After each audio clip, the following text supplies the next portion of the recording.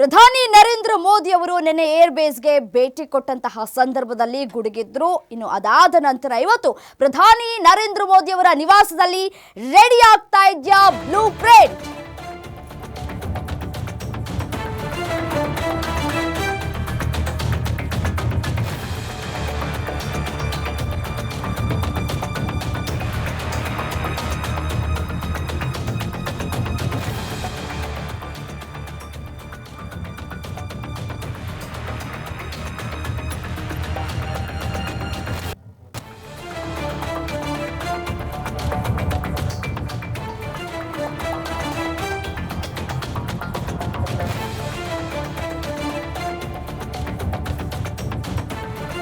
ಪಾಕ್ ವಿರುದ್ಧ ಮತ್ತೊಂದು ಸಮರ ಆಗತ್ತಾ?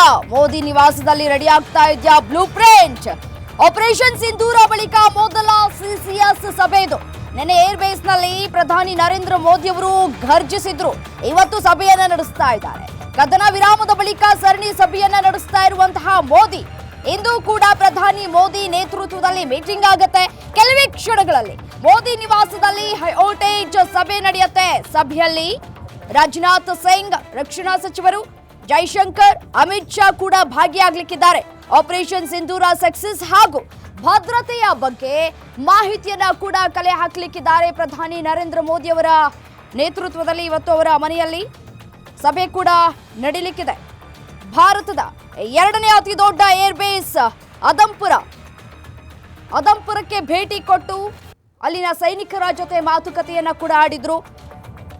ಅದಂಪುರ ಏರ್ ಬೇಸ್ ಮೇಲೆ ಪಾಕಿಸ್ತಾನದ ಮಿಸೈಲ್ ದಾಳಿಯಾಗಿದೆ ಅಂತ ಏನು ಕೊಚ್ಕೊಳ್ತಾ ಇತ್ತು Pakistan. So just an example ಅವರು ವಿಸಿಟ್ ಕೊಟ್ಟಿದ್ದು.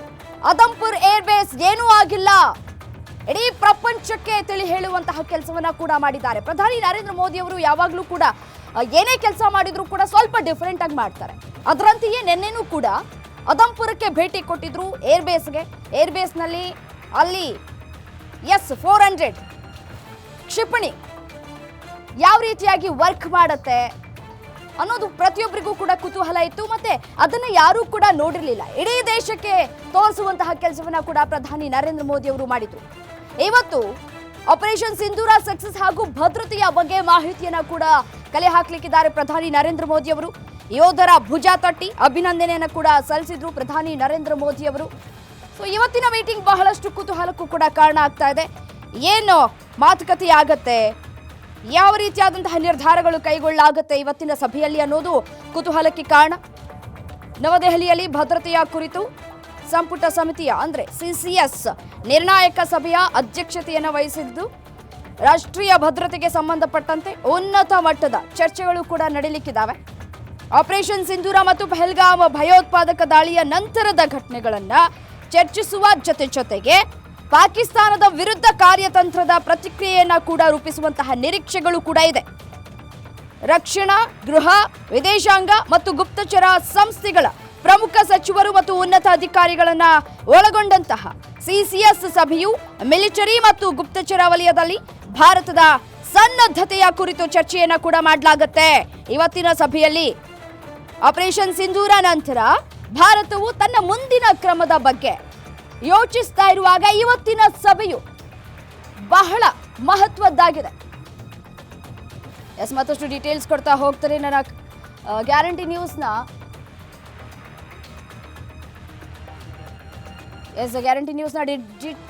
ಡಿಜಿಟಲ್ ಎಡಿಟರ್ ದಿಲೀಪ್ ಫೋನ್ ಸಂಪರ್ಕದಲ್ಲಿದ್ದಾರೆ. ಏನು ದಿಲೀಪ್, ಇವತ್ತು ಸಿಸಿಎಸ್ ಸಭೆ ಇದೆ. ಪ್ರಧಾನಿ ನರೇಂದ್ರ ಮೋದಿ ಅವರ ನೇತೃತ್ವದಲ್ಲಿ ಇವತ್ತು ನಡೀತಾ ಇರುವಂತಹ ಸಭೆ ಬಹಳಷ್ಟು ಕುತೂಹಲಕ್ಕೂ ಕೂಡ ಕಾರಣ ಆಗ್ತಾ ಇದೆ. ನಿನ್ನೆ ಏರ್ ಬೇಸ್ ನಲ್ಲಿ ಮೋದಿ ಘರ್ಜಿಸಿದ್ರು. ಇವತ್ತು ಸಭೆಯ ಹೈಲೈಟ್ಸ್ ಏನು ಅಂತ ಡೀಟೇಲ್ಸ್ ಕೊಡ್ತಾ ಹೋಗೋದಾದ್ರೆ ರಮ್ಯಾ, ಏನೊಂದು ಪಹಲ್ಗಾಮ್ ದಾಳಿ ಆಯ್ತು, ಅದಕ್ಕೆ ಮುಂಚೆ ಕ್ಯಾಬಿನೆಟ್ ಕಮಿಟಿ ಆನ್ ಸೆಕ್ಯೂರಿಟಿ ಅಂದ್ರೆ ರಕ್ಷಣೆಗೆ ಸಂಬಂಧಪಟ್ಟಂತೆ ಕೇಂದ್ರ ಸಂಪುಟ ಉಪಸಮಿತಿಯ ಒಂದು ಸಭೆ ನಡೆದಿತ್ತು. ಈ ಒಂದು ಪಹಲ್ಗಾಮ್ ದಾಳಿಯ ನಂತರ ಮತ್ತೆ ಆಪರೇಷನ್ ಸಿಂಧೂರ್ ನಂತರ ನಡೀತಿರುವಂತಹ ಮೊದಲ ಸಭೆ ಇದಾಗಿದೆ. ಅಂದ್ರೆ ಪ್ರತಿ ತಿಂಗಳಿಗೆ ಒಮ್ಮೆ ಈ ಒಂದು ಸಿಸಿಎಸ್ ಸಭೆ ನಡೆಯುತ್ತೆ. ಇದೀಗ ಪಹಲ್ಗಾಮ್ ದಾಳಿ ಮತ್ತೆ ಒಂದು ಸಿಂಧೂರ್ ಆಪರೇಷನ್ ಸಿಂಧೂರ್ ಬಳಿಕ ನಡೀತಿರುವಂತಹ ಸಭೆ. ಈ ಸಭೆಯಲ್ಲಿ ಪ್ರಮುಖವಾಗಿ ಪಾಕಿಸ್ತಾನ ವಿರುದ್ಧ ಏನೊಂದು ಕದನ ವಿರಾಮ ಘೋಷಣೆ ಮಾಡಿತ್ತು, ಭಾರತ ಮತ್ತು ಪಾಕಿಸ್ತಾನ ನಡುವೆ ಕದನ ವಿರಾಮ ಘೋಷಣೆ ಆಗಿತ್ತು. ಈ ವಿಚಾರ ಪ್ರಮುಖವಾಗಿ ಚರ್ಚೆ ಆಗುತ್ತೆ. ಮತ್ತೆ ಕದನ ವಿರಾಮದ ನಂತರ ಪಾಕಿಸ್ತಾನ ನಡೆಸಿದ ದಾಳಿ, ಆ ನಂತರ ಒಂದು ಎರಡನೇ ಸುತ್ತಿನ ಒಂದು DGMOಗಳ ಸಭೆ ಏನಾಗಿತ್ತು, ಆ ಸಭೆಯ ವಿವರಗಳು ಮತ್ತೆ ಮುಂದಿನ ಹಂತದಲ್ಲಿ ಕೈಗೊಳ್ಳಬೇಕಾದ ಕ್ರಮಗಳು. ಯಾಕಂದ್ರೆ ಈಗಾಗಲೇ ನಮ್ಗೆಲ್ಲ ಗೊತ್ತಿರೋ ಹಾಗೆ ಭಾರತ ಘೋಷಿಸ್ಬಿಟ್ಟಿದೆ, ಯಾವುದೇ ಒಂದು ಭಯೋತ್ಪಾದಕ ದಾಳಿಯಾದ್ರೆ ಭಾರತದ ಮೇಲೆ ಅದನ್ನ ಯುದ್ಧಕ್ಕೆ ಪ್ರಚೋದನೆ ಅಂತಾನೆ ಪರಿಗಣಿಸುತ್ತೆ ಭಾರತ. ಈ ಹಿನ್ನೆಲೆಯಲ್ಲಿ ಒಂದು ಹಂತದಲ್ಲಿ ಈ ರೀತಿಯಾದಂತಹ ಯಾವ್ದಾದ್ರು ದಾಳಿಯಾದಂತಹ ಸಂದರ್ಭದಲ್ಲಿ ಯಾವೊಂದು ಕ್ರಮವನ್ನು ಭಾರತ ಕೈಗೊಳ್ಳುತ್ತೆ ಅನ್ನೋದು ಮೊದಲನೇ ಒಂದು ಈ ಸಭೆಯ ಅಜೆಂಡಾ ಆಗಿರಬಹುದು. ನಂತರ ಮತ್ತೊಂದೇನಂದ್ರೆ ಭಾರತ ಕದನ ವಿರಾಮ ಘೋಷಿಸಿ DCMOಗಳ ಜೊತೆ ಸಭೆ ಆದ ನಂತರ ಕೂಡ ಈ ಒಂದು ನೆನ್ನೆ ತಾನೇ ಸೋಫಿಯಾನ್ ನಲ್ಲಿ ಎನ್ಕೌಂಟರ್ ಆಗಿದೆ, 3 ಉಗ್ರರನ್ನ ಭದ್ರತಾ ಪಡೆ ಹೊಡೆದುರುಳಿಸಿದೆ. ಅಂದ್ರೆ ಪಾಕಿಸ್ತಾನ ಯಾವುದೇ ರೀತಿಯಾದಂತ ಪಾಠವನ್ನ ಇನ್ನೂ ಕಲಿತಿಲ್ಲ ಅನ್ನೋದು ಈ ಒಂದು ಕೃತ್ಯಗಳ ಮೂಲಕ ಒಂದು ಸಾಬೀತಾಗ್ತಾ ಇದೆ. ಹಾಗಾಗಿ ಈ ರೀತಿಯ ಉಗ್ರ ಕೃತ್ಯಗಳಿಗೆ ಕಡಿವಾಣ ಹಾಕೋದು ಹೆಂಗೆ ಅಂತ ಇಲ್ಲಿ 2 ಹಂತದ ಭದ್ರತಾ ಸವಾಲುಗಳಿದೆ ಅಂತ ಹೇಳ್ಬೋದು. ಒಂದು, ಕಾಶ್ಮೀರ ಕಣಿವೆಯಲ್ಲಿ ಏನೊಂದು ಗುಡ್ಡಗಾಡು ಪ್ರದೇಶಗಳಿದೆ ಮತ್ತೆ ಅರಣ್ಯ ಪ್ರದೇಶವಿದೆ, ಅಲ್ಲಿ ಇರುವಂತಹ ಲೈನ್ ಆಫ್ ಕಂಟ್ರೋಲ್ ನಲ್ಲಿ ಯಾವ ರೀತಿಯಾದಂತ ಭದ್ರತಾ ಕ್ರಮ ಕೈಗೊಳ್ಬೇಕು, ಮತ್ತೆ ಉಗ್ರರ ಒಳನುಸುಳುವಿಕೆಯನ್ನ ತಡೆಯೋದು ಹೆಂಗೆ ಅನ್ನೋದು ಒಂದು ಪಾರ್ಟ್ ಆದ್ರೆ, ಇನ್ನ ಪಂಜಾಬ್, ರಾಜಸ್ಥಾನ ಮತ್ತೆ ಗುಜರಾತ್ ಗಡಿಯಾದ್ಯಂತ ಇರುವಂತಹ ಅಂತಾರಾಷ್ಟ್ರೀಯ ಸೀಮಾ ರೇಖೆಯಲ್ಲಿ ಯಾವ ರೀತಿಯಾದಂತ ಭದ್ರತೆ ಮುಂದುವರಿಸಬೇಕು ಅನ್ನೋದು 2ನೇ ಭಾಗ ಆಗಿರುತ್ತೆ. ಯಾಕಂದ್ರೆ ಪಾಕಿಸ್ತಾನ ಭಾರತದ ಒಂದು ವಿರುದ್ಧ ಪ್ರತಿದಾಳಿ ನಡೆಸೋ ಸಂದರ್ಭದಲ್ಲಿ ಭಾರತದ ವಾಯುನೆಲೆಗಳನ್ನ, ಅದರಲ್ಲೂ ಅದಂಪುರದಂತ ಪ್ರಮುಖ ವಾಯುನೆಲೆಗಳಲ್ಲಿ ಗುರಿಯಾಗಿಸಿ ದಾಳಿ ನಡೆಸಕ್ ಪ್ರಯತ್ನ ಪಟ್ಟಿತ್ತು. ನಿನ್ನೆ ಅಷ್ಟೇ ಪ್ರಧಾನಿಯವರು ಅದಂಪುರ ಏರ್ ಬೇಸ್ಗೆ ಹೋಗ್ಬಿಟ್ಟು ಯೋಧರನ್ನು ಉದ್ದೇಶಿಸಿ ಮಾತನಾಡಿದ್ದಾರೆ. ಅದಂಪುರ ಏರ್ ಬೇಸ್ ಸುರಕ್ಷಿತ ಅಂತ ಹೇಳಿದ್ದಾರೆ. ಈ ಹಿನ್ನೆಲೆಯಲ್ಲಿ ಈ ರೀತಿಯ ಫಾರ್ವರ್ಡ್ ಪೋಸ್ಟ್ ಗಳನ್ನ ಯಾವ ರೀತಿ ರಕ್ಷಣೆ ಮಾಡಬೇಕು ಅನ್ನೋದು ಕೂಡ ಈ ಸಭೆಯ ಪ್ರಮುಖ ಅಜೆಂಡಾ ಆಗಿರ್ಬೋದು. ಮತ್ತೆ ಇನ್ನೊಂದು, ಪಾಕಿಸ್ತಾನ ಭಾರತದಿಂದ ಅಷ್ಟರ ಮಟ್ಟಿಗೆ ಏಟು ತಿಂದ್ರೂ ಕೂಡ ಒಂದು ಸುಳ್ಳು ಸುದ್ದಿ ಆಡ್ತಿದೆ, ಅಂತಾರಾಷ್ಟ್ರೀಯ ಮಟ್ಟದಲ್ಲಿ ಒಂದು ನರೇಟಿವ್ ಕ್ರಿಯೇಟ್ ಮಾಡ್ತಿದೆ, ಏನಂದ್ರೆ ನಾವು ಭಾರತದ ವಿರುದ್ಧ ದಿಗ್ವಿಜಯ ಸಾಧಿಸಿದ್ದೇವೆ ಅಂತ. ಈ ಹಂತದಲ್ಲಿ ಇದು ಪಾಕಿಸ್ತಾನವನ್ನ ಕಟ್ಟಿ ಹಾಕೋದು ಹೆಂಗೆ, ಜೊತೆಗೆ ಅಂತಾರಾಷ್ಟ್ರೀಯ ಮಟ್ಟದಲ್ಲಿ ಒತ್ತಡಗಳನ್ನ ನಿಭಾಯಿಸೋದು ಹೆಂಗೆ ಅನ್ನೋದು ಕೂಡ ಈ ಸಭೆಯ ಅಜೆಂಡಾ ಆಗಿರ್ಬೋದು ರಮ್ಯಾ.